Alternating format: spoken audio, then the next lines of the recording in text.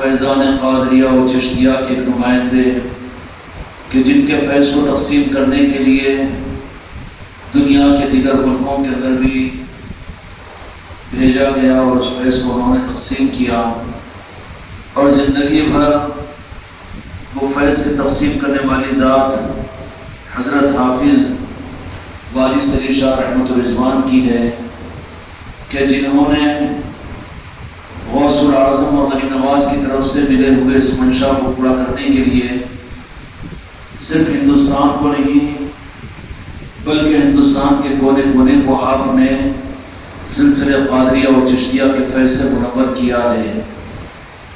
چنانچہ آپ کا مختلف ملک کے مختلف علاقوں کے اندر میں سفر مستقل ہوتا رہا،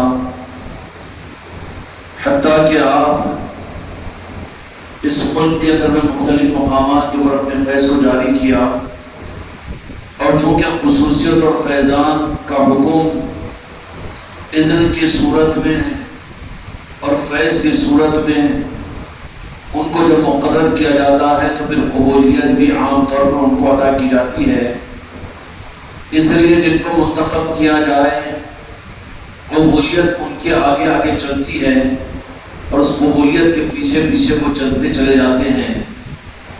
چنانچہ عام طور پر عام ذہنوں کو یہ اشتباہ ہو جاتا ہے کہ یہ عقیدتیں اور یہ قبولیتیں یہ اتنی زیادہ کیوں ہے، لیکن حقیقت یہ ہوتی ہے کہ نہ وہ کسی کی ذات کا کمال ہوتا ہے بلکہ وہ جن کو ان کے ذریعے سے اپنے فیض کو دنیا میں پہنچانا ہے، تو اولیاء اپنی ذات سے کچھ نہیں کرتے، نہ وہ اپنا تعارف کرواتے ہیں کہ میں ولی اللہ ہوں،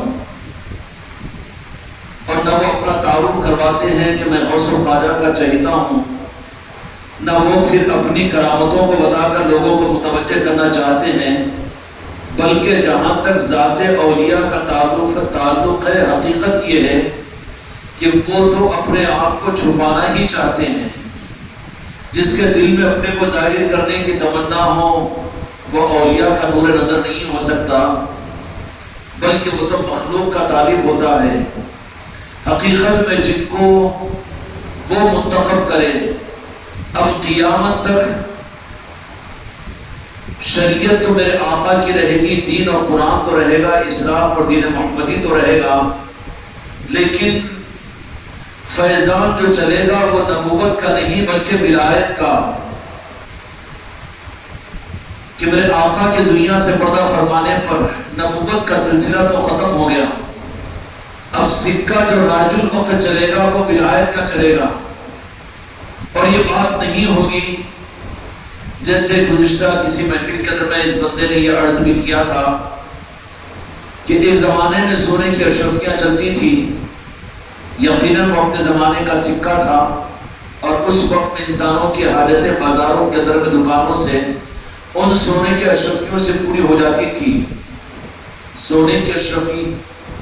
لیکن اگر اس زمانے کے اندر میں کوئی آدمی کسی دکان پر پہنچے، چائے کے ہوٹل پر پہنچے اور کہے کہ مجھے 10 روپے کی چائے چاہیے، تو کہے کہ لائیے 10 روپے کے نوٹ، تو نکال کے بتائے آپ اشرفی، چائے ملے گی آپ کو؟ نہیں ملے گی۔ اب اس پر بحث کرنا شروع کرے کہ اس میں تو 1,10,000 روپے کی نوٹیں بنتی ہے، وہ چائے والا کہے گا کہ یہاں عقدے مت کھولو، تفصیل مت سمجھاؤ، اور تمہاری بات سمجھانے کی زیادہ حماقت کرنے کی ضرورت نہیں، مجھ سے چائے حاصل کرنا ہو تو 10 روپے کی نوٹ لے کر آؤ۔ کیا اشرفی بیکار ہے؟ اشرفی بیکار نہیں ہے، 1,10,000 روپے کے نوٹ اس اشرفی کے اندر میں ہے، یہ بھی حق ہے، لیکن سکہ راج الوقت، اب وہ سکہ نہیں چلے گا، بلکہ وہ زمانہ نہیں ہے، اب تو نوٹ کا زمانہ ہے، نوٹ چلے گی۔ ایسے ہی میرے دوستوں، میرے بھائیوں، میرے آقا کی دنیا سے پردہ فرمانے کے بعد تو جہاں کے مالک میرے آقا نے امت کو مولا علی کے حوالے فرمایا، من کنت مولاہ فہذا علی المولا، اور فرما دیا کہ میں تمہارے درمیان میں اہل بیت کو اور قرآن کو چھوڑ کر جا رہا ہوں تمہارے لیے، تم کو کہیں پر دنیا کی کسی صدی میں، کسی سال میں، کسی ملک کے اندر میں، کسی دین کے معاملات کے اندر میں کوئی پریشانی نہیں ہوگی، بلکہ بڑی آسانی کے ساتھ میں 15ویں صدی کے اندر بھی تم اپنا پیٹ بھر کر کھا سکو گے اور نیند بھر کر سو سکو گے، اس لیے کہ سکہ راج الوقت کی صورت میں نے تمہیں قرآن عطا کیا اور میری اہل بیت عطا کیا۔ اب کوئی کہے کہ صحابہ کرام رضی اللہ تعالیٰ علیہ بعید کا معاملہ بے شک عقیدے کی چیز ہے، اسی طریقے سے کوئی کہے کہ یہ محدثین کی خدمت، ائمہ مجتہدین کی خدمت بے شک عقیدے اور قابل قدر چیز ہے، لیکن میرے آقا کے پردہ فرمانے کے بعد سے لے کر قیامت تک کا زمانے کے لیے سکہ راج الوقت کی صورت میں ولایت کا نظام ہے، ولایت کا نظام ہے۔ اگر ہم چاہتے ہیں کہ ہماری عبادات بھی خدا کے پاس میں بارگاہ مقبول ہو، اور ہم چاہتے ہیں کہ ہماری دین و دنیا کی اللہ تعالیٰ کی نظر کرم اور رحمت ہو، تو اس کے لیے صرف دین کے لیے نہیں بلکہ دنیا کے لیے، قبر کے لیے اور امت کے لیے اور انسانیت کے لیے جو سکہ راج الوقت کی صورت میں اللہ تبارک و تعالیٰ نے متعین فرمایا اور میرے مصطفیٰ نے اعلان فرما کر انسانیت کو بتا دیا، وہ اہل بیت اور اولیاء کی ذاتیں ہیں۔ اولیاء کی نسبتوں کو حاصل کرو گے تو تمہارا پلڑا بھاری رہے گا اور ہر زمانے کے اندر میں تمہاری چلے گی۔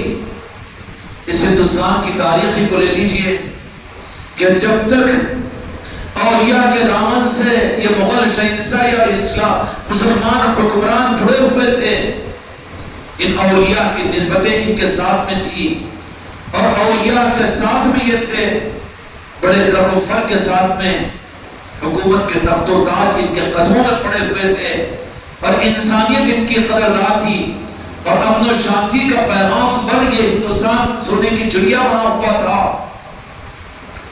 لیکن کچھ بدعقیدگیاں آ کر قرآن نہیں چھوٹا، دین نہیں چھوٹا، علم نہیں چھوٹا، دہلی کی جامع مسجد نہیں چھوٹی، اور حیدرآباد کا چار مینار نہیں چھوٹا، تاج محل نہیں چھوٹا، لیکن پھر عزت کی چوٹیاں ذلتوں میں کیوں بدل گئی؟ دنیا کے انسانوں کے سر کے تاج جو بنے ہوئے تھے، جو مسلم حکمران اور مسلمان، پیروں میں کیوں روتے گئے؟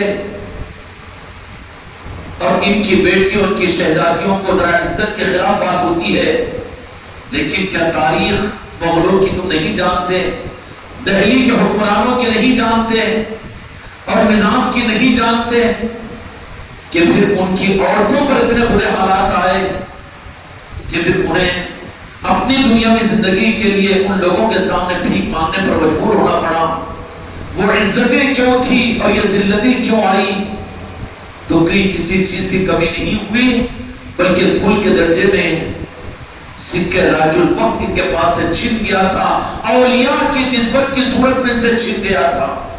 ان کی نظر علم پر آ گئی، ان کی نظر مسجدوں پر آ گئی، ان کی نظر مدرسوں پر آ گئی، اور ان کی نظر ظاہری شریعت پر آ گئی، اور وہ جو راج الوقت سکہ تھا یہ ان سے چھن گیا۔ تو پھر عزت کی چوٹیوں سے ذلت کے در میں پہنچ گئے۔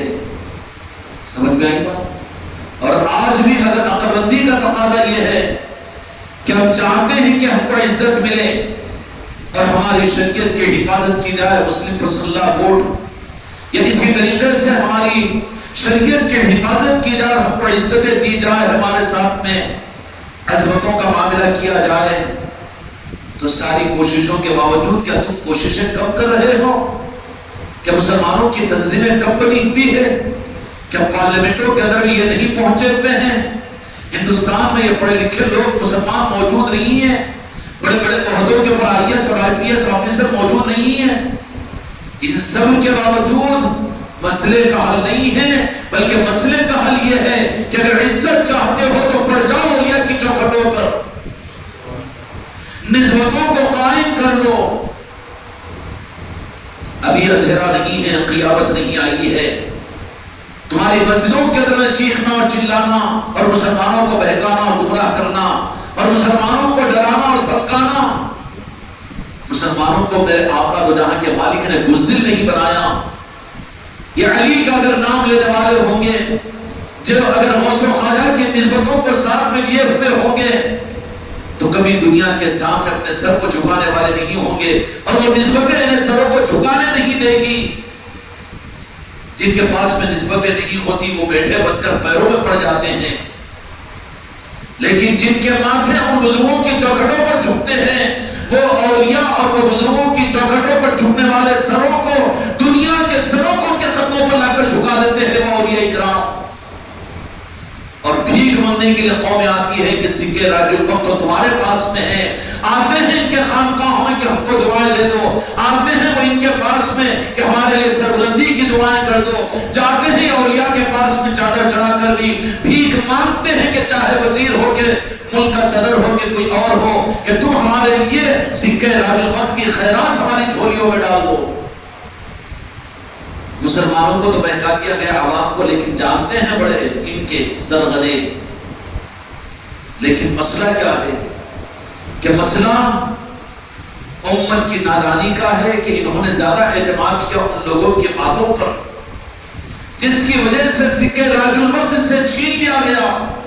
اس کے بجائے پتل کے کتھل کے سکے بنا کر ان کے ہاتھوں میں تھما دیے گئے کہ پتل کے سکوں کو دے کر کے یہ اشرفیہ ہیں، یہ اشرفیہ ہیں، یہ اشرفیہ ہیں۔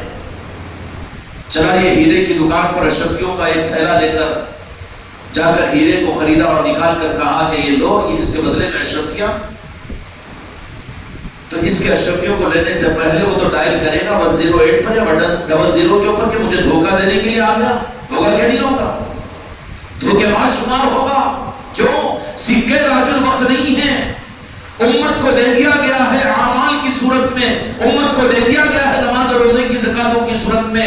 بے شک یہ قیمتی سکہ تھا، لیکن اس پر اگر مہر نہ ہو اہل بیت کی محبت کی اور اولیاء کے نسبتوں کی اور ان کے غلامیوں کی اور ان کے عظمتوں کی، تو پھر یہ سکہ نہیں ہے بلکہ یہ کتھل کا سکہ ہے، ایک پتل کا سکہ ہے جو چمکنے کو سونا نظر آ رہا ہے۔ اگر واقعیتاً جیسا کہا جاتا ہے، زیادہ کہنا بھی اچھا نہیں لگتا، لیکن دکھ اس لیے ہوتا ہے کہ سکے کے ظاہر پر تو دھیان دینے کے لیے سب کچھ ہو رہا ہے آج مسلمانوں کے پاس میں، مسلمانوں کی حکومتوں میں، لیکن اس کی قبولیت کے لیے جو سند کے لیے ضروری ہے، دو جہاں کے مالک میرے آقا کی سچا عشق اور محبت، پنجتن پاک کی عصمت اور نسبت اور اولیاء کی محبت اور ان کے ساتھ کا تعلق، اس دستخط کے بغیر، اس سکے کے اس مہر کے بغیر پتل کے سکے امت کو دیکھ کر سمجھا دیے جا رہے ہیں کہ یہ اشرفیہ ہے۔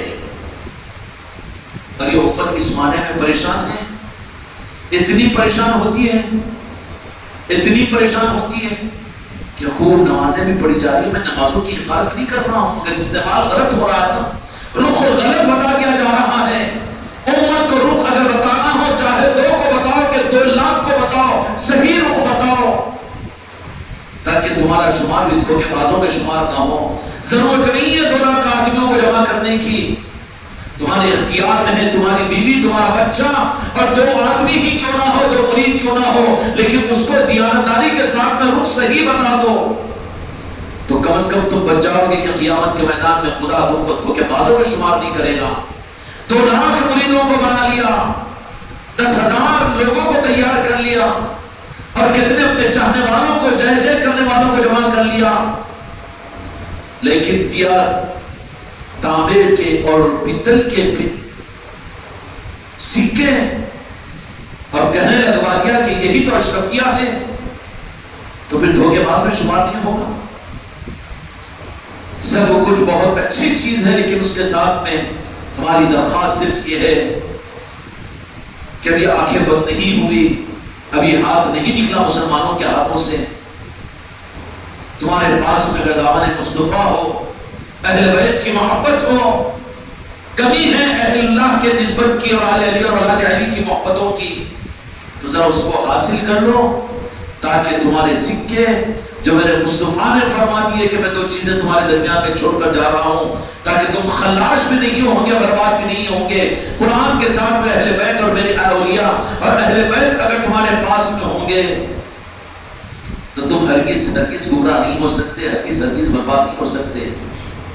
تاریخ اس بات کے اوپر شاہد ہے کہ جب تک یہ مسلمان غربت میں تھے، افلاسی میں تھے، لیکن سکہ راج الوقت ان کے پاس میں نسبتیں تھی، اولیاء کی محبتیں تھی، اولیاء کے نسبتوں کی محفلیں ان کے گھروں میں ہوا کرتی تھی، اور ان کے بڑے اور بوڑھے اور جوان، ان کی عورتیں، ان کے بچے اولیاء سے محبت کر کے اولیاء کے ساتھ وابستہ ہوا کرتے تھے۔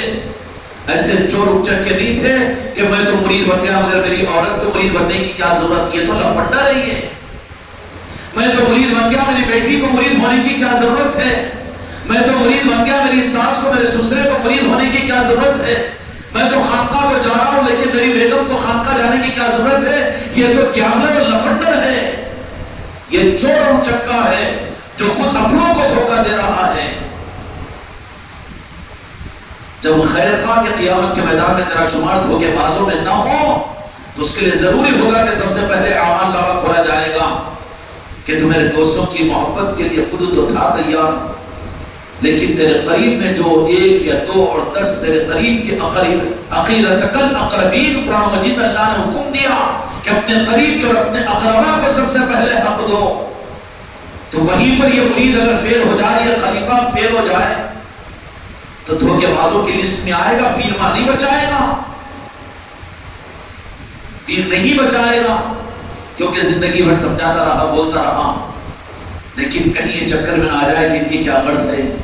ارے بابا تیرے جیب سے غرض نہیں تو تیرے بیوی کے نہ آنے سے کوئی غرض ہے، اور تیری اولاد اور تیری عورتیں اور تیری ماں بہنوں کے نسبتوں سے وابستہ نہ ہونے کے اندر میں کوئی غرض ہے۔ غرض نہیں بلکہ یہ درد ہے۔ اولیاء اکرام کا نظام ہے اور اولیاء کا نظام امت کے لیے رحمت ہوتا ہے تاکہ خدا کے غضب سے یہ بچ جائے اور اللہ تبارک و تعالیٰ ان کو کہیں غضب میں شامل نہ فرما دے۔ یہ زمانہ اس وقت میں فطروں کا زمانہ ہے، جس صدی میں تم پیدا ہوئے ہو، یہاں پر چھڑتی لے کر بازو ہو جانا کہ ہم تو ہے نا ہوئی اور ماشاءاللہ ہم تو ہے نا، لیکن ہم کو کیا ضرورت ہے، ہاں ٹھیک ہے، نہیں مانتے نہیں سنتے۔ سوال اس کا نہیں ہے، سوال اس کا کیا جائے گا کہ تو نے کتنا تیار کیا اور تو نے کتنا تیار کیا، کتنی فکر کی ان کے لیے، کتنی منت و سماجت کی۔ چنانچہ میرے دوستوں کی ذات کے لیے ہم اور آپ یہاں پر جمع ہوئے ہیں، بارش سے پاک، یہ بھی ہندوستان ہی کے اندر پیدا ہوئے ہیں۔ دیوا قصبے کے اندر میں آپ کا تولد ہوا اور وہیں پر آپ کی تعلیم و تربیت ہوئی۔ بچپن ہی سے ولایت کے آثار ظاہر ہو رہے تھے اور اس طرح سے لوگ پہچاننا شروع کر چکے تھے۔ اور صحیح بات یہ ہے کہ اولیاء اپنا تعارف نہیں کرواتے، بلکہ اولیاء جو ہوتے ہیں نا، ان کا تعارف تو ان کے پیدا ہونے سے پہلے کروا دیا جاتا تھا۔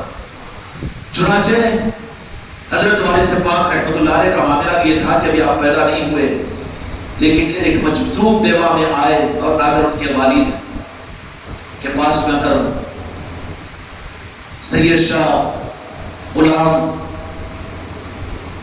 کیا نام ہے ان کے والد کا، قربان علی شاہ رحمۃ اللہ علیہ کے پاس میں، اور اگر کہا کہ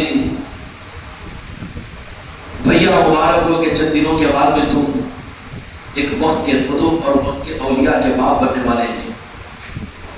ایک مرتبہ حضرت قربان علی شاہ رحمۃ اللہ علیہ ایک ندی کے کنارے سے گزر رہے تو دیکھا کہ ایک مظلوم وہاں پر بیٹھے ہوئے ہیں، تو انہوں نے اپنے ہاتھوں پر اپنے سینے کو، ہاتھوں کو یوں کر کے دیوا شہر کی طرف میں ہاتھ کیا اور پھر دعا کی اور کہا کہ ہاں ہاں ہاں، یہاں سے نور کی کرن مجھ کو اپنے سینے میں محسوس ہو رہی ہے، ابھی پیدا نہیں ہوئے۔ اولیاء بنتے نہیں ہیں، اولیاء ولایت کا نظام کوئی حکمت کی گولی کیپسول نہیں ہوتی کہ کھا کے ولی بن جائے یا کوئی بنا دے تو بن جائے۔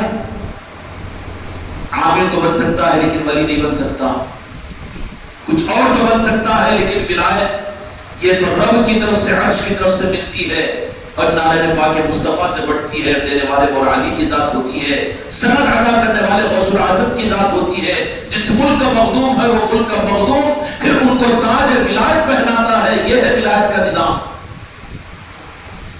آج تو ولایت کے سرٹیفکیٹ بھی تو بک رہے ہیں، ماشاءاللہ یہ بھی انہیں بھی، وہاں انہیں بھی اچھے خواب دیکھ لیا تو ولی سمجھنا ہے، اور کسی کو کچھ سمجھا دیا تو ولی۔ اٹکل پر کوئی بات بول دیا وہ پوری ہوگی تو وہاں مجھے بھی ولایت حاصل ہوگی. لا حول ولا قوت الا باللہ. یہ دکانداریاں ہیں. ولایت تو ازل سے چلتی ہے.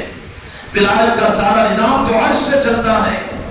فرش والوں کے ہاتھوں میں نہیں رکھا اللہ نے ولایت کے نظام کو. ہاں مولوی فرش پر بنتے ہیں, حافظ فرش پر بنتے ہیں, امام فرش پر بنتے ہیں, محدث فرش پر بنتے ہیں, لیکن ولی عرش پر بنائے جاتے ہیں.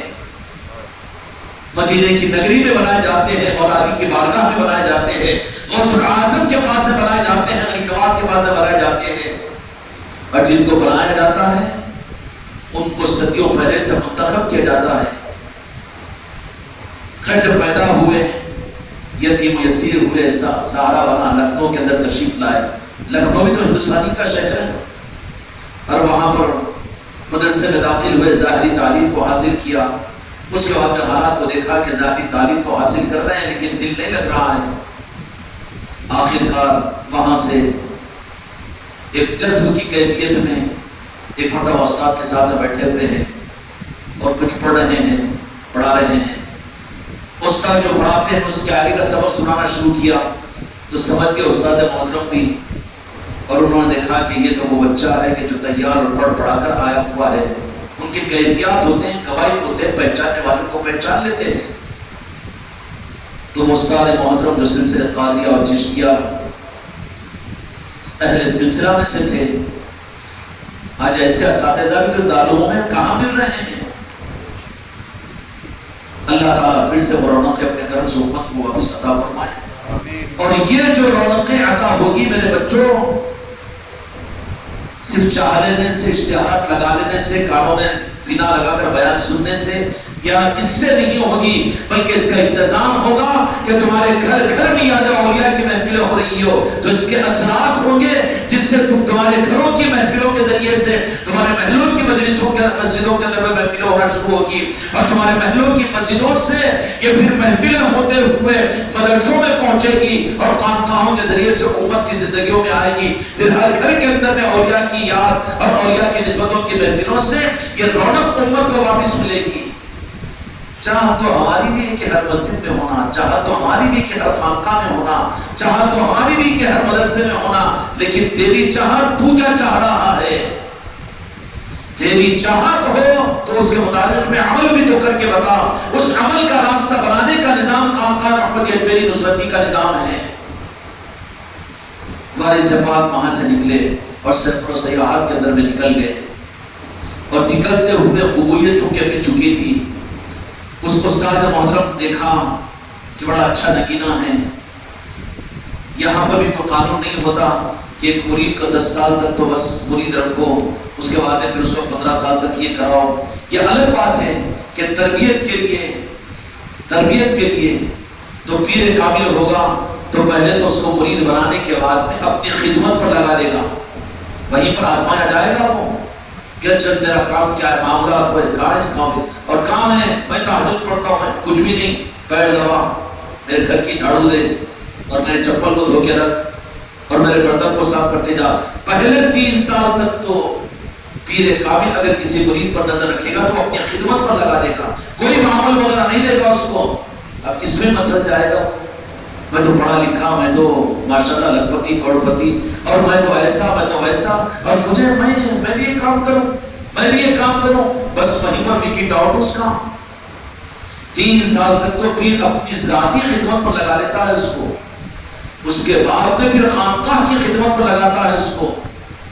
خانقاہ کی خدمت پر, خانقاہ کی خدمت کیا کہ بیٹا وہاں پر اگر کامیاب ہو گیا تو خانقاہ کو آنے والوں کی خدمت, ان کے پیروں کو دھونے کی خدمت, اور وہاں کے برتنوں کے مانجنے کی خدمت, وہاں پر لوگوں کی خدمت کرنے کی خدمت, خانقاہ کی صفائی کی خدمت, اب خانقاہ کی خدمت پر لگا دیتا ہے تاکہ اندر کا تکبر, میرے ہاتھ کے نیچے بھی 3-4 نوکر ہیں, میں میرے باپ کی نہیں مانتا ہوں ان کی مانوں, ہاں میری بھی 1 نہیں 2 بیویاں ہیں, میں ان پر چلاتا ہوں تو میرے اوپر چلاتے ہیں, گیا بیٹا وکٹ فیل, ضرورت نہیں ہے اس کی, آ جا نکل جا, آتا جاتا رہنا, ملے گا کچھ نہیں خانقاہ میں اس کو.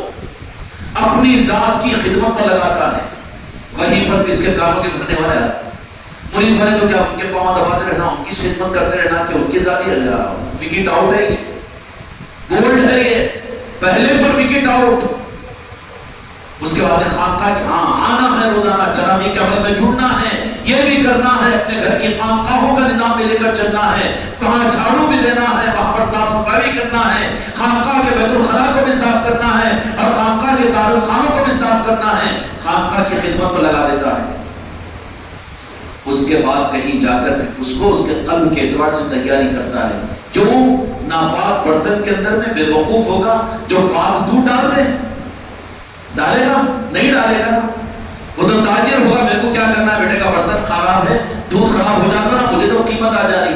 ایسے پیر بھی مل جائیں گے، ہاں تم ولی اللہ ماشاءاللہ، تم خود تم خلندر، آ جاؤ. اب انہیں ادھر انہیں ادھر. ناپاک برتن میں پاک دودھ کو ڈالا جائے گا. پہلے تو دودھ اس کے برتن کو کھنگالا جائے گا، صاف کیا جائے گا، اس کو قابل بنایا جائے گا خدمت کے ذریعے سے، قربانی کے ذریعے سے. ہاں تجھے یہ کرنا پڑتا ہے، یہ لنگر کا نظام تجھے کرنا ہے. کیوں؟ میں کیا کروں؟ چل گھر کے کپڑے بیچ، گھر کے برتن بیچ. ارے یہ کیا ہے جی، ہم تو اچھا گھر بنتا ہوں بلکہ یہاں پر آئے تعویذ ومیز لینے کو، میرے تو کپڑے. ہاں وہ اس کے واسطے آیا تھا نا. تیرا آنے کا راستہ ہی غلط ہے، تجھے کیا ملے گا یہاں پر؟ وہاں تو منشے کو پورا کرانے کے لیے سب کچھ کروا دیتا ہے.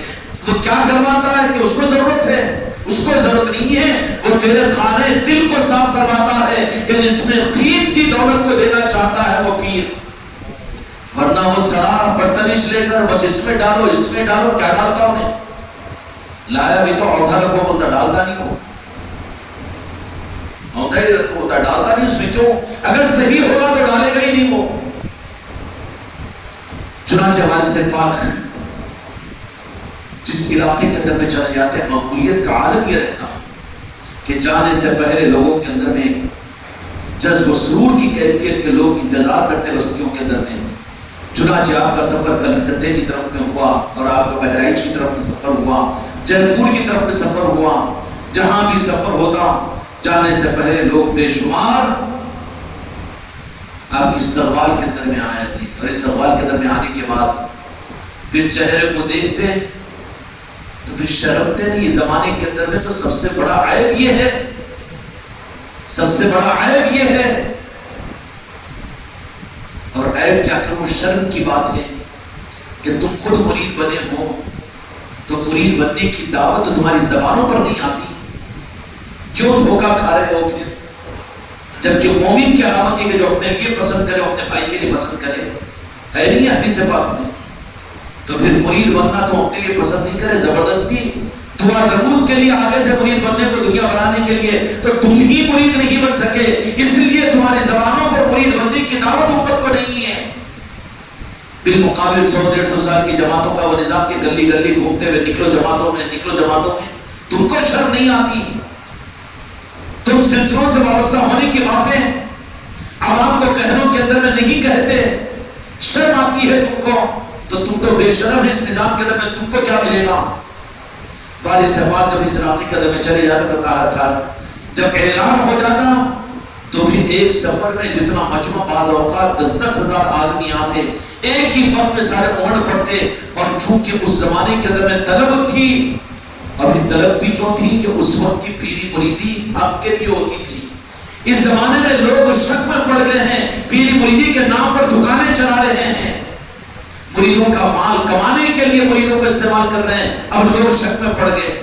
رہتے بولے بھی نہیں ہیں لوگ، لیکن اس کو دیکھ کر اگر ہم بولیں گے تو وہی لوگ ہم پر بھی شک کریں گے نا. اس لیے یہ بھی کبوتر بچ رہا ہے، بچ رہا کا بلاور کے منہ میں جا رہا ہے. تو تیرا حق یہ ہے کہ جو اپنے لیے پسند کرے علی الاعلان، ایک میں نہیں 1000 میں، کسی تقریب میں نہیں، گھر میں نہیں، میت میں، ہر جگہ اس کا اظہار کر کے اس وقت امت کو سب سے بڑی ضرورت کسی نہ کسی دامن کا تھامنا، دامن کا پکڑنا اور مرید کا ہونا ہر مرد و عورت، ہر بچے کے لیے ضروری ہے. لوگوں میں خیر تھا، خیر کا زمانہ تھا. جاتے تو صرف زیارت کرنے کے لیے نہیں آتے لوگ، بلکہ معلوم ہوتا کہ والد سے پاک جیسے جے پور میں پہنچے اسٹیشن کے اوپر تو لوگوں کو معلوم ہوا کہ اللہ والے پہنچ رہے، یہاں پر آئے تشریف لائے. تو ہزاروں کا مجمع آ گیا، عورتیں اور بچے بھی آ گئے، اور سب نے کہا کہ نہیں چھوڑ کر نہیں جانا، وہ دامن سے وابستہ کر لیجیے. سلسلہ جو بیت کا چلا تو لوگوں کا ازدحام تھا. تو آپ نے اپنا ایک دستار نکالا، دستار دے کر کہ صرف کہ ساروں کی بیعت کی دستار کو جو پکڑ لے اور پکڑ کر گزرتا جائے وہ ہمارا مرید ہے، ہم نے اس کو اپنی مرید اور اپنی ارادت میں لے لیا۔ اس طریقے سے آپ کے سفر ہوتے چلے گئے اور اس طریقے سے پورے ہندوستان کے اندر میں وارث پاک کے سفروں سے لاکھوں مرید بن گئے۔ اس کے بعد میں پھر جے پور سے نکل کر اجمیر شریف کو پہنچے۔ اجمیر شریف جب پہنچے تو وہاں پر بھی چونکہ طالبین سچے موجود تھے، اب تو یہ بورڈ کی دکانداریوں نے پیری مریدی کو بدنام کر دیا ہے، لوگ شک میں پڑ گئے ہیں۔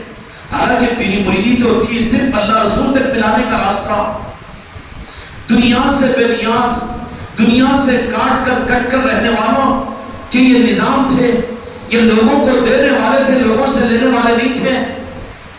تو پھر دنیا کا اصول یہ ہے کہ انسانوں کا جو لینے والا ہوتا ہے اس سے کٹتے ہیں، جو دینے والا اس کے قریب بھاگتے ہیں۔ بھاگتے کہ نہیں بھاگتے؟ 500 روپئے خالی جے جے بولنے پہ ملے تو کتنے مل جائیں گے؟ برخے والے بھی ملیں گے کہ نہیں ملیں گے؟ انہیں بھی بولے گا تم بھی جاؤ نا، خالی 500 روپئے تو آتے نا، خالی جائز بولنا ہے نا۔ اس زمانے کے اندر میں لوگ جانتے تھے کہ پیری مریدی کیا ہے۔ کوئی جب سچا اگر ان کے سامنے آ جاتا تو بے اختیار دامن کے تھامنے کے لیے آگے بڑھ جاتے۔ اور پھر واضح سے پاک کو حکم یہ تھا غریب نواز کا کہ تمہارے ذریعے سے بھی ہندوستان کے اندر میں لاکھوں کو ہم اپنے فیض کو پہنچانا چاہتے ہیں، چونکہ آپ کو سلسلے قادریہ اور سلسلے چشتیہ کی خلافت ان کے استاد محترم نے عطا کر چکی تھی مدرسے کے اندر میں۔ چنانچہ اس فیض کو آگے پہنچاتے ہوئے جب اجمیر شریف کو پہنچے تو وہاں کے لوگ انتظار میں تھے۔ جیسے ہی گئے، ہزاروں کی تعداد میں عقیدت مند ہے۔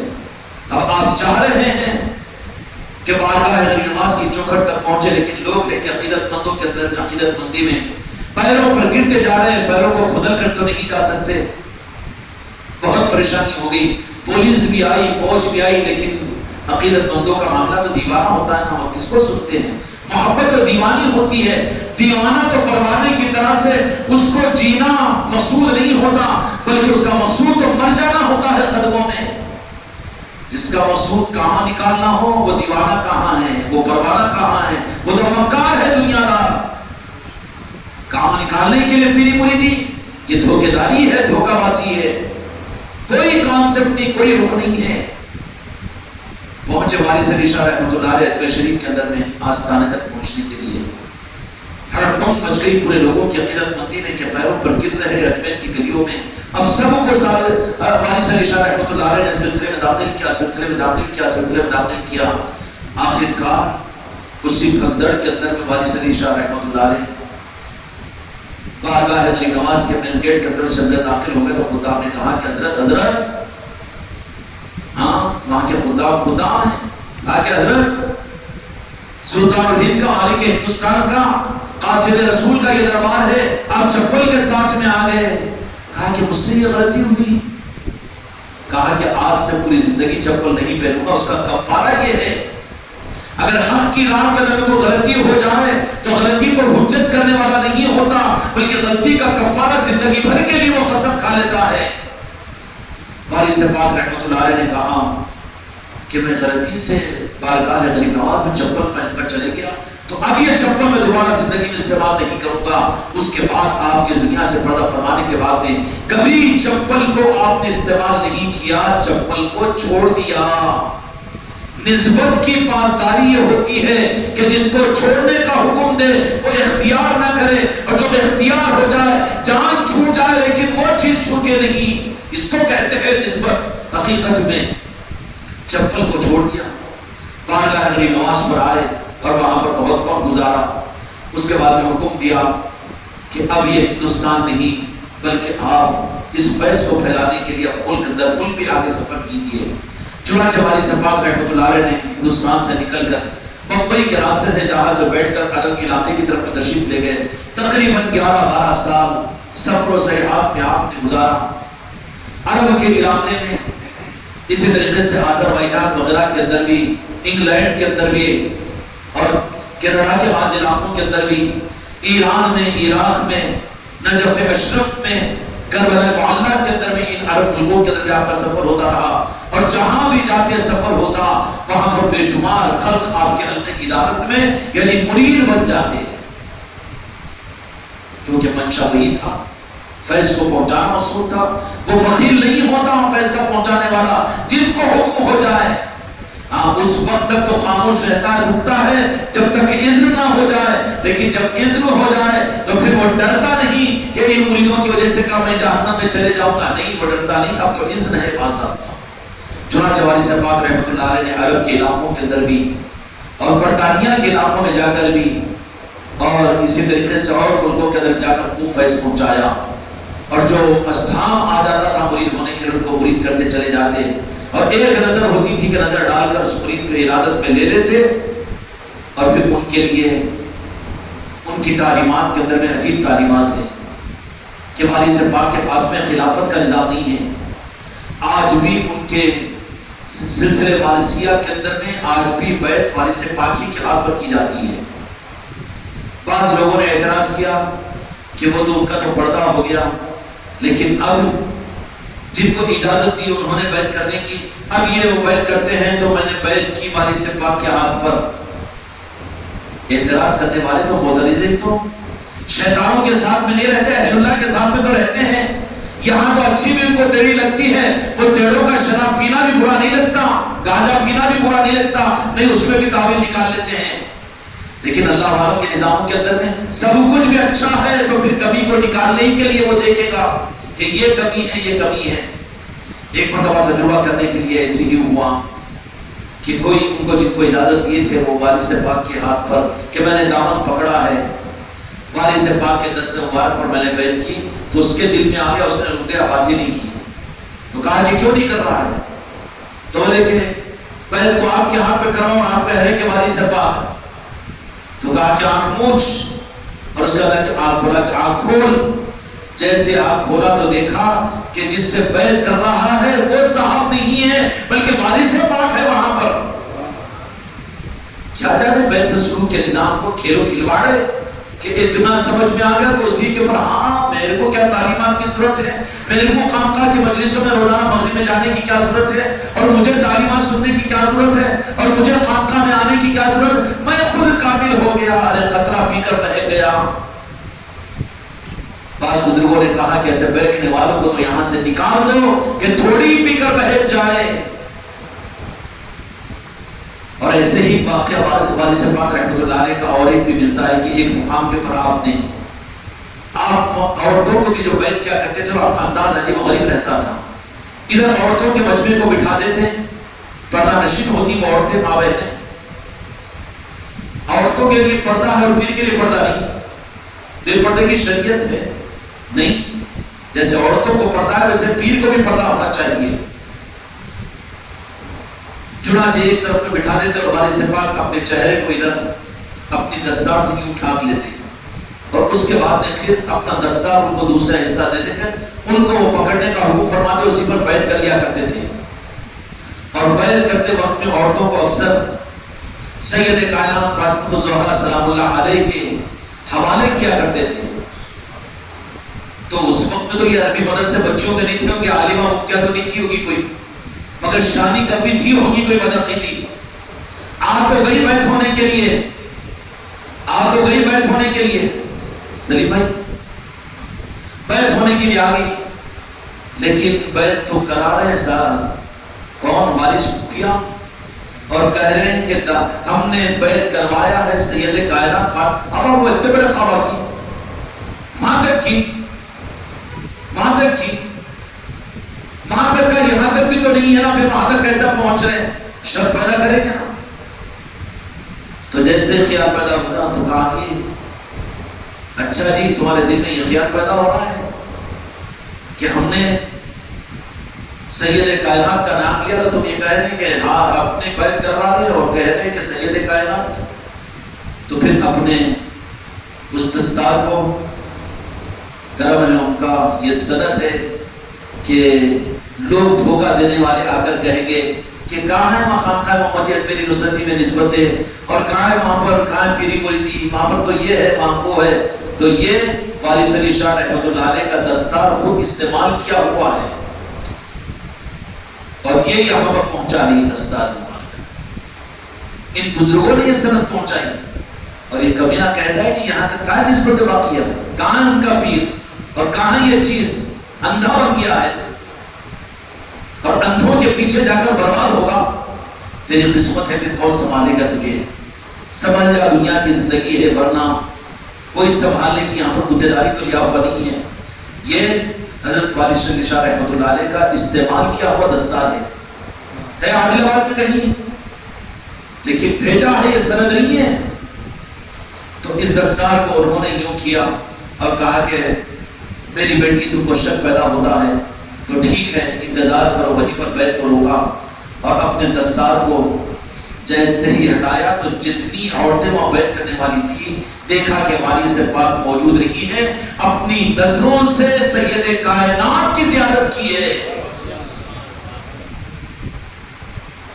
سید کائنات نے فرمایا کہ دیکھو یہ میرا شہزادہ ہے، تم نے شک کیا، اس کے لیے ہم مدد کے لیے آتے ہیں جن کے وہ شہزادے ان کی مدد کے لیے. خدا کی قسم کائنات کے ذرے ذرے پر وہ مالک ہے پنجتن پاک سید کائنات مولا علی اور حسن اور مولا حسین. وہ کہیں بھی اپنے غلام اور اپنے سچے عاشقوں کے لیے وہ ان کے گھر پر بھی اور ان کی خانقاہوں میں بھی جا سکتے، کو کوئی روکنے والا نہیں ہے. مالک کو کون روکنے والا تھی؟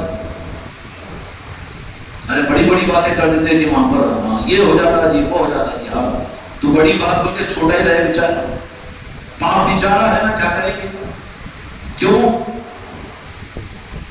سید کائنات نے فرمایا کہ اچھا تم نے شک کیا تو ہم نے اپنے شہزادے کی سند کے لیے ہم خود آگے. کھلی آنکھوں سے ساری عورتوں نے، کیوں کہ یہ اعتراض کرنے والے اور الیاں چننے والوں سے بھی فائدہ ہو جاتا ہے. بعض وقت جس مرید کو کمزور سمجھ کر اس کے اوپر آلہ ڈال رہے، اس کے اوپر ہاتھ ڈال رہے، فونا کر رہے، بعض وقت انہیں ایسا ری ایکشن فلیکس دیتا ہے کہ تھوڑی دیر کے لیے سوچنے میں پڑ جاتا انہیں خود. تو اس لیے بیچارے جو اس طریقے سے بہکاتے ہیں تو یہ نقصان دہ بھی نہیں ہوتا، اس سے بھی نہیں آنا اس پر. ان کی تقریب نہیں یوں ہوتی. مریدین سچے کامل مریدین کی تو تربیت ہوتی ہے اس کے اندر میں، اور عقیدہ اور اعتماد اور نظاموں پر اعتماد ان کا بحال ہو جاتا ہے. سید کائنات کی زیارت کروا دیا. سید کائنات فاطمہ الزہرا سلام اللہ علیہ کو اپنی نظروں سے ان لوگوں نے دیکھ لیا.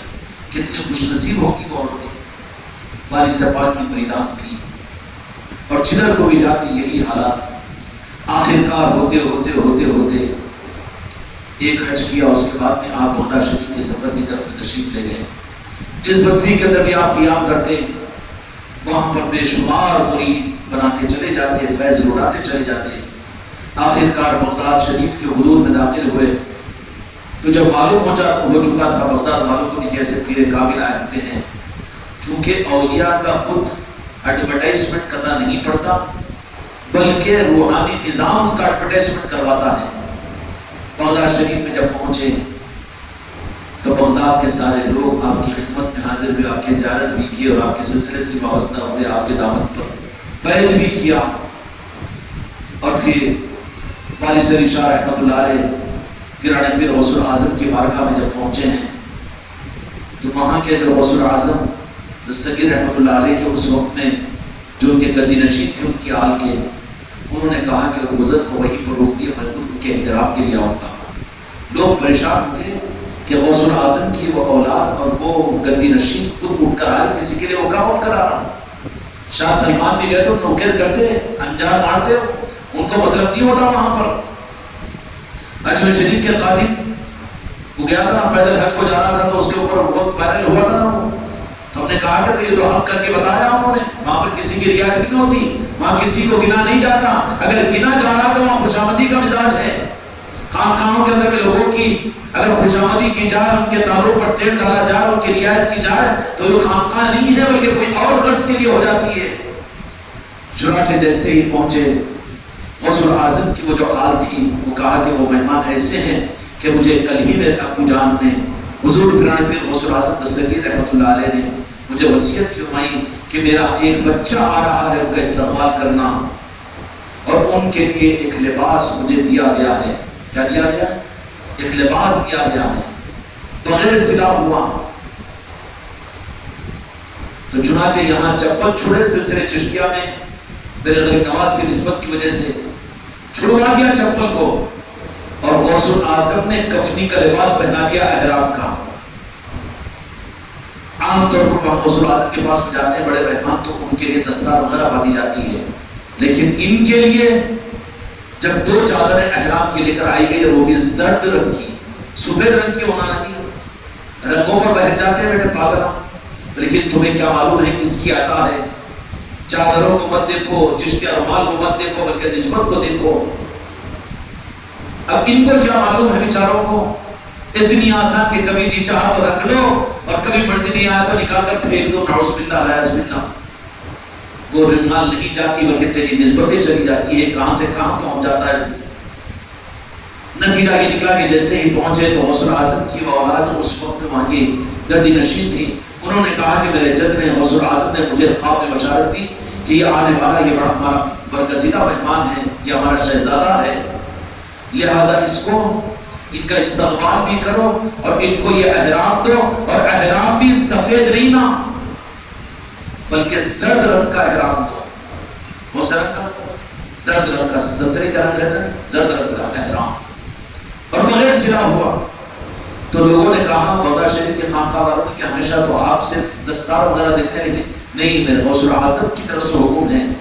تو کہا کہ میرے سرکار غوث الاعظم کا یہ عطیہ ہے کہ زرد رنگ کا احرام جب مجھے دیا گیا تو پوری زندگی میں زرد رنگ ہی کا احرام پہنوں گا. ملا ہے غوث الاعظم کی بارگاہ سے تو چاہے وہ رنگ کو نہیں دیکھا جائے گا، دستار کو نہیں دیکھا جائے گا، رومال کو نہیں دیکھا جائے گا، یہ دیکھا جائے گا کہ کہاں سے ملا ہے، اس کی نسبت کیا ہے. مذاق اڑاتا ہے چشتیہ رومال کا بدتمیز بد اخلاق. پھر تیرے لیے اگر اس رومال کی ناقدری کرے گا تو ہو سکتا ہے کہ شیو سینا کا رومال پہن کر دنیا میں گھومے گا. ہاں، دنیا داروں کا رومال تیرے گلے میں پڑے گا، کیونکہ نسبتیں بڑی عظیم ہوا کرتی ہے. آپ کو دیا گیا احرام وہ بھی زرد رنگ کا. تو پھر حضرت والی شریف شاہ رحمۃ اللہ علیہ نے آنکھوں سے لگایا، غوث الاعظم کا شکریہ ادا کیا، اور پوری زندگی ہمیشہ زرد رنگ کا وہی احرام پہن کر رہے. اسی حالت میں آپ اسی احرام کے ساتھ اپنی قبر میں تشریف لے گئے. کیوں کہتے ہیں چشتیہ رومال جو مرید سچا مرید ہو، سچے مرید کے ساتھ ہی جائے گا، ڈپلیکیٹ کے ساتھ میں نہیں آئے گا. یہ تو اترتا چلتا رہا، آتا جاتا رہا، بازاروں میں نہیں تو دکان پہ نہیں، دکان میں تو شادی میں نہیں، شادی میں نہیں تو وہ پیر کے پاس میں نہیں تو یہ مرید کے پاس میں نہیں. اس کا پھر قبر میں کہاں جائے گا؟ جو واقعیتاً جو نسبتوں کی قدر کرنے والا رہے گا اس کا چشتیہ رومال اس کی قبر میں بھی ساتھ جائے گا. اب لوگ کہیں کہ اس میں کیوں اسرار، یہ رومال کیوں، کیا اس کے بجائے ہرا نہیں چلتا کیا، پیلا نے کیوں، ہرا بھی تو ہے نا بابا، وہ تیرے لیے تو استعمال کرنا، تیرے کو کون روک رہا ہے؟ لال استعمال کر تجھے کون روک رہا ہے؟ کالا استعمال کر تجھے کون روک رہا ہے؟ لیکن ہم ہمارے بچے چشتیہ رومال استعمال کریں گے. کیوں کہ ملا کہاں سے ہے، اس کی وجہ سے. تم ان نسبتوں کو کیا جانو، جان دے دے گا لیکن وہ چشتیہ رومال کو نہیں دے گا. اور جائے گا قبر میں کس کے ساتھ؟ تم اور میں بھی سوچ لینا، جائے گا اسی کے ساتھ میں جو زندگی میں اس کو سنبھالے. جو زندگی میں سنبھال نہیں سکا تو کوئی گارنٹی نہیں کہ اس کے قبر میں یہ ساتھ جائے گا، اور جائے گا نہیں تو نسبت کہاں جائے گی ساتھ میں. وارث علی شاہ رحمۃ اللہ علیہ نے اس طریقے سے اپنے 12-13 سال کے سفر کو پورا کیا. پھر حکم یہی ہوا کہ جاؤ ہندوستان تشریف لائے، ممبئی کو تشریف لائے. ممبئی سے پھر وہاں پر اپنے سلسلے کے فیض کو آگے بڑھایا. وہاں سے نکل کر پھر آپ ہوتے ہوئے دیوا شریف کو تشریف لائے، اور وہیں پر آپ جلوہ افروز رہے، اور وہیں پر سارا نظام آپ نے چلایا، اور وہیں پر آپ اپنا آستان ہمیشہ کے لیے کرایا. اور آج بھی خلقت کے لیے عجائب ان کے اندر سے ایک عجائب خانہ ہے کہ ظاہر میں اگر دیکھو تو ایسا لگے گا کہ زمین پر موتی کی طرح سے آپ کا آستانہ ہو. وہ فیض آستانہ ہے، ایک سلسلہ ہے جو وارث علی شاہ رحمۃ اللہ علیہ کا، کہ اب وارث علی شاہ رحمۃ اللہ علیہ نے خود اپنا دستار اس خانقاہ محمدی کو بھیج کر اپنی نسبت کا ثبوت دیا کہ نہیں دیا. یہ ثبوت ہوتا ہے بزرگوں کی طرف سے کیا میں کوئی ڈنڈی مار کے تو نہیں لے کر آیا؟ ادھر ان کے خاندان والوں کے پاس میں تھا وہ، ان لوگوں تو پرانے صندوق میں ڈال دیے تھے، لیکن ان کی نانی کو بشارت میں اشارہ ہوا یا کچھ ہوا اس طریقے سے، دو چیزیں اور کچھ تھا شاید نا، پرانے صندوق کا گھر کی دیوار وار گر گئی تھی شاید کری، تو وہ صندوق میں یہ ہمارے پاس میں بھاگ کیا بولا کہ ہمارے پاس کا ہے وہ ہمارے پاس میں آتا لاؤ، تمہارے پاس میں قدر نہیں تو رہیں گی کا تمہارے پاس میں، جہاں قدر ہے وہاں پہنچا دیتے ہیں وہ لوگ۔ آیا ان کے پاس میں، وہ چونکہ لکھنؤ کا خاندان ہے نہیں ہے، ان کے پاس پہنچا ان کے آبا و اجداد کی طرف سے، لیکن آج پورا خاندان بدعقیدہ بنا ہوا ہے، بات بدل گئی۔ تو پھر وارث علی شاہ نے اپنا دستار بھی وہاں سے نکال کر، جہاں قدر ہوتی ہے وارث علی شاہ تو جانے کے خانقاہ محمدی اکبری نصرتی میرے دستار کی مستحق ہے، اور یہاں کے یہ غنڈے یہ کہیں کہ یہاں کہاں نسبتیں ہیں، تو پھر ان کی غنڈہ گردی کی دلیل نہیں ہے۔ اللہ تعالیٰ ہم کو اور آپ کے نظاموں کی قدردانی کی توفیق عطا فرمائے۔ نسبت اس کا ثبوت یہ ہے کہ میرے بچے نظاموں کے اندر میں کبھی تھکتے نہیں ہیں، مجلسوں پر مجلس سے، نظاموں پر نظام، روزانہ کی محنتوں پر محنتیں، کوئی بچہ تھکتا ہوا نظر آئے گا؟ بلکہ یہ بچے تو ایسے بچے ہیں کہ بوڑھے سال ہوتے تو بوڑھوں کو بھی جوان بنا دیتے ہیں، ہاں ان میں بھی جوانی پیدا ہو جاتی ہے۔ نظام ہے، اللہ تعالیٰ نظاموں کی قدردانی کی توفیق عطا فرمائے۔ اس لیے میرے بچوں، آج وارث علی شاہ رحمۃ اللہ علیہ کی نسبت کی یہ محفل تھی، اللہ تعالیٰ اس کا فیض ہم سب کو بھی فیضان وارثیات سے بھی ہم سب کو منور فرمائے۔ یہ سلسلوں کے نام تو الگ الگ ہوں گے، لیکن جڑ سلسلے قادریہ اور چشتیہ ہی کی ہے، جڑ سے نہیں کٹ سکتی، کٹا ہوا نہیں سمجھنا چاہیے۔ بعد والے اگر کوئی یہ سمجھ لے کہ وہ قادری اور چشتی نہیں، ہمارا سلسلہ الگ ہے، تو یہ کٹی ہوئی جڑ سے اس کا کوئی سلسلہ نہیں ہے۔ جڑ کٹی ہوئی ہے تو وہ درخت تھوڑی رہنا، وہ تو کٹا ہوا ہے، اپنی دکان چلانے والا ہے۔ سارے سلسلوں کی جڑ غوث العظم اور غریب نواز ہے، یہ دونوں فیضان کو لے کر وارث علی شاہ رحمۃ اللہ علیہ نے اس فیض کو پہنچایا۔ اللہ تبارک و تعالیٰ اس فیض سے ہم کو اور آپ کو مستفید فرمائے، کیونکہ ٹھیک ہے انشاءاللہ اللہ تعالیٰ ہم کو ان بزرگوں کی نسبتوں کی محفلوں کی قدردانی کی توفیق عطا فرمائے۔ یہ چونکہ سفر کا مہینہ شروع ہو چکا ہے، اس کے بعد میں ربیع الاول کا مہینہ ہے، کون سا مہینہ؟ ربیع الاول کا مہینہ، خانقاہ محمدی اجمیری نصرتی والوں کے عید میلاد کا مہینہ ہے، اس کی تیاریاں کیجیے اپنے گھروں میں، ابھی سے خوشیاں منائیے، پروگرام بنائیے، عید میلاد کے لیے اپنے بچوں کو، اپنے گھر والوں کو ابھی سے نئے کپڑے بنائیے، اس کی تیاریاں کیجیے، اپنے گھروں کو تیار کیجیے، اپنے گھروں کے اوپر جب ربیع الاول کا چاند نظر آ جائے تو لائٹنگ کیجیے، نشان لگائیے، اہتمام کیجیے، تاکہ لوگوں کو اس کا سبق ملے۔